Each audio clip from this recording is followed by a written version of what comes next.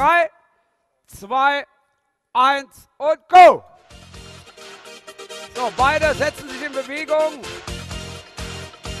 Wie schon gesagt, hier nicht entscheidend die Schnelligkeit, sondern die Geschicklichkeit, wo die Einzelnen aufgebaut werden. Was natürlich sehr gut ist, wenn man Türme baut, weil hier direkt mit einem bestimmten Faktor gearbeitet wird, um so viel wie möglich Punkte zu erzielen. Auch den Robotern darf man applaudieren.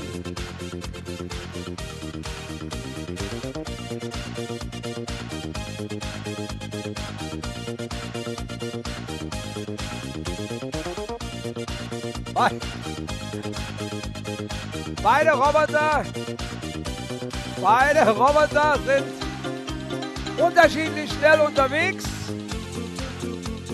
Der eine braucht etwas mehr Ruhepause. Was sagt die Zeit?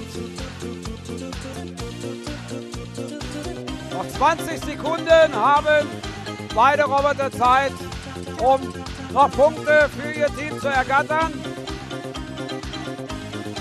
Natürlich, das ist so geregelt.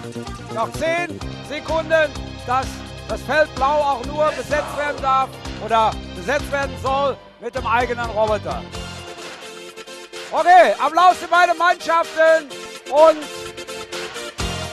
ich bitte